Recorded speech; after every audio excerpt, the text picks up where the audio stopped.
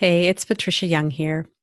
I wanted to jump on and talk to you a little bit about relationships and what happens when we have different needs in relationships. And when one person starts to grow and the other person, I don't mean this in a judgmental way, but when one person really starts to grow and change and the other person doesn't, and the things that it can bring up. So I just had something happen, and maybe it's probably not the best time to jump on, but I'm kind of all fired up and I just want to process through what happened because it feels really relevant. I think it's really relevant as a highly sensitive person because I think what happens is, I don't think, we process on a very deep level. And when we have conflict in our relationships with other people and it's with someone who doesn't process as deeply, they often end up putting their stuff on us. And I think that's why I'm feeling angry and I'm feeling fired up because I had the awareness, and I don't know if this is the correct term to use, but it feels like it was a microaggression. And maybe you can only use that in terms of racism. And if you can, then I'm using it incorrectly. But what it feels like is when somebody else continues to put stuff on us that's not our stuff, and we try and work things through with someone, and because of their limitations, they don't even have the awareness or the ability to own that it's their stuff. So in this situation that I went through, what it feels like is what I was told during the course of this conversation was it felt like I was angry. The other person felt like they weren't doing enough, and the other person felt like I needed something from them. And I'm really clear that none of those things were going on. I'm angry now, and I own that. And I feel like one of my strengths is I will own mistakes that I make. I do not blame people. I feel like I'm very loving and compassionate, except if you're my husband, and then that's a whole other story. But, and even then, I'm very loving with my husband in spite of my irritability, and that's a complicated relationship. But what I feel like happened in this dynamic, and I was told, you're very strong. And I think that the underlying message was, I'm not apologizing anymore. And I'm not taking responsibility for things that aren't my responsibility. And I was really clear during this conversation, and I stayed very calm and grounded. Oh, excuse me. I hope the mic didn't pick that up. I just had a pickle burp. You didn't want to hear that. Anyways, the other person was crying and was upset and felt like we were rehashing things from the past. But this was a really intimate relationship that I had. And for about the past 2 years, we just had a falling out. Something happened. My needs changed. I was very angry. My anger really impacted this person. I wasn't angry at the person, but my anger impacted this person. And it just really brought up a lot of things that made it very difficult for us to move forward in our relationship. And my part is, I was raised that you don't talk about conflict in relationship. And because of all these times that people made things about me, I just figured, I get my feelings hurt too easily. I get disappointed too much. My expectations are too high. I just need to adjust.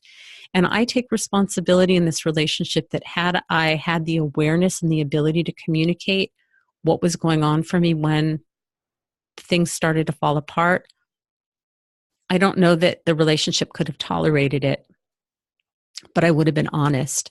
And my new commitment to myself is I need to say what's going on with me. And I don't want to take that conditioning that we get as women, to just kind of smooth everything over because we don't want to have conflict, because this cost me a relationship. It may have cost me the relationship anyways, but we'll never know because I wasn't able to be honest in the moment.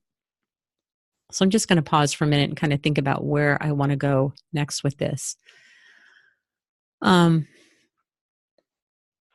So I think the other thing is that, when we get into there are a couple of things. So I have a really strong need to connect with people. And when I'm struggling and suffering and in pain, I have people that I'm close to. And the first thing I usually do is to reach out to get support because that's what helps me. I'm pretty verbal. I process out loud. That sense of connection is very, very important to me. And I happen to be in a relationship with someone who is entirely different. And when things get rough for her, she withdraws. She needs time to process, to be alone with her feelings, to figure out what's going on. There's nothing wrong with that. And I want to be really clear that it's not my intention to make anybody wrong in this situation. And the reactions that I'm having are about my history and what I've been willing to accept and what I'm not willing to accept now. Nobody's done anything wrong. Nobody's bad. Nobody's at fault. This is just looking at things differently and seeing where some of these divisions started to happen and where things started to fall apart. So I'm just going to pause for a minute and sort of gather my thoughts. So, one of the things as a highly sensitive person is we have really high expectations. We function at a pretty high level. We're very conscientious. We're very loyal. We are very thorough. We make very good friends where you can count on us. And I keep losing my train of thought. I think I'm just having such strong feelings right now that I'm losing my train of thought.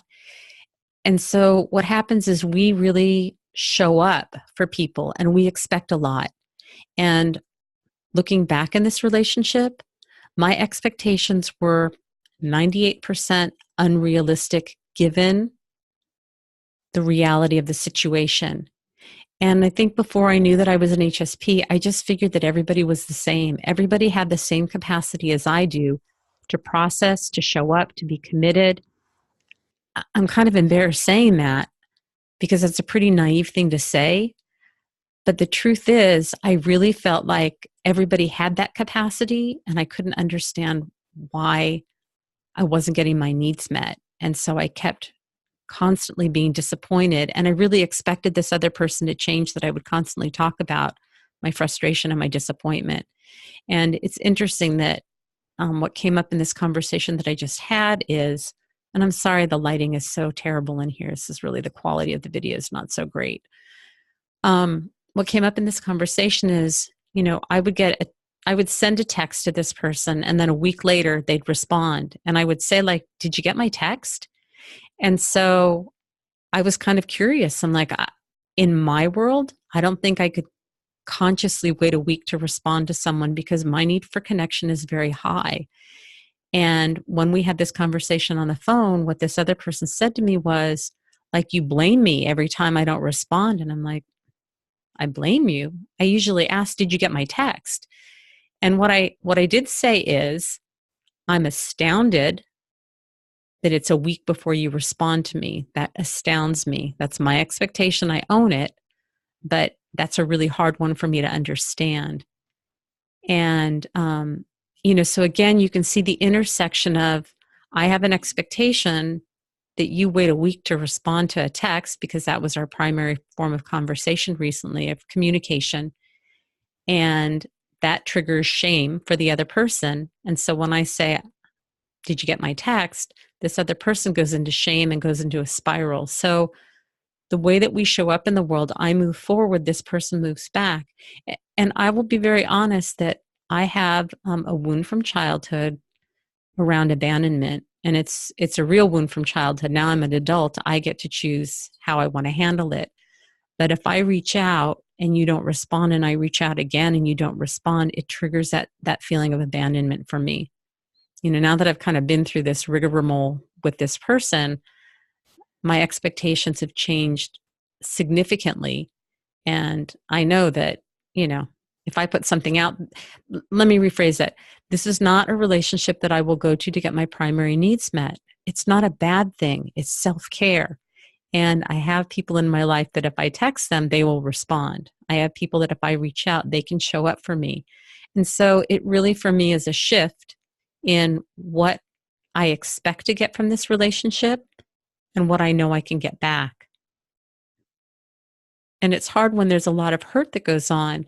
And it's interesting because from my perspective, we just were having a very honest conversation, finally an honest conversation about what went on for us in this relationship. The other person's perspective was that we were rehashing, that we were just going round and round and rehashing. And this other person talked about all the good times that we had and said to me, I think it would be helpful for you, Patricia, to take some time and think about the good times that we had. And so I got curious. So what is it that you think that I'm not experiencing? And so her perspective was, because I'm wanting to process what happened and be honest, she's thinking that I don't value the relationship. I don't remember the good times. And I said, I totally remember the good times, but we just had this 2-year period where we really didn't communicate, and now we're talking. And that's part of what we need to do some healing and repair work. So again, it's very interesting that I felt very comfortable in what we were talking about, and processing and re-examining and being honest. That's depth of processing. It's what we do as HSPs. And from her perspective, I was rehashing and grinding and not moving forward. And I don't think that's really what triggered my anger, because what I know for me in my relationships that are healthy, I need to talk about what goes on. I want to hear what goes on for you, and I want to talk about what goes on for me. That's how we get intimacy. And, this other person was crying, was very upset. It was a very taxing conversation. And she's not real comfortable doing feelings and kind of wants to stay away from the feelings. And her comment was, I need to focus on what's positive right now. For me, I wasn't upset by what we talked about. It's the truth. It's the reality. It's things that are going on. And it's what I need to do to move forward to have repair in this relationship. Didn't make me feel sad. I'm feeling angry afterwards because I'm realizing how many times I've had these types of conversations with people that don't have the capacity to recognize what their feelings are, to be able to process. Sorry, I got to turn the ringer on my phone off. And because they don't have that awareness, and I actually said this to her, is I think that what happens is I'm pretty comfortable with my feelings, and I think that you don't process at the level that I do, not a judgment, just an observation. I said, I think I'm really triggering for you, and I think that makes it hard, and I think that with what's going on for you in your life right now, you're going to have to decide, is this something that you want in your life? And if you don't, I totally respect it. There's a bigger story going on, and that's not my story to share, and so I'm not going to share that here. But I was very clear, like, I'm solid and I can be here for you, but it feels like I'm very triggering. And what I realized when I got off the call is I get triggered too, because I feel like the message that I'm getting is I should get back in that little box that I was in for a really long time. And in that box, I felt apologetic. I felt wrong. I felt like I wasn't doing things right. And I took on other people's stuff that wasn't my own. And I have worked really hard, which is why the name of my podcast is Unapologetically Sensitive. I do not want to apologize anymore for being who I am, how I am, what I feel, how I process. I am not going to do that. I will own responsibility for mistakes that I make. I will apologize, but I am not going to be sorry for who I am and what my needs are and how I process, how I think, and how I move through the world. Because what I know is I do it with honesty and integrity. I make mistakes. I screw up. I am not perfect, but I will own that.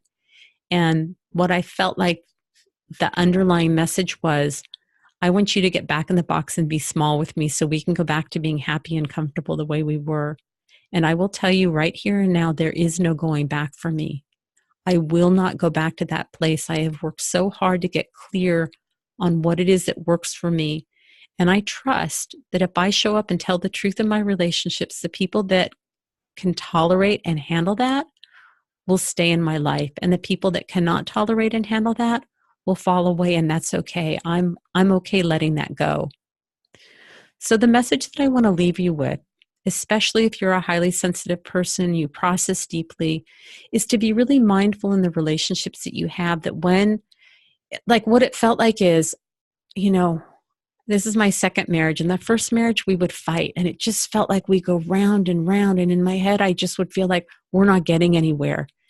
In a way, that's what it felt like tonight, and it was not a very good feeling. And I believe that both of us showed up to the best of our capacity. We did the best job that we could communicating, and it is really clear that it is a very big mismatch. So the question moving forward is, can we go back to that light friendship that we had where we connect?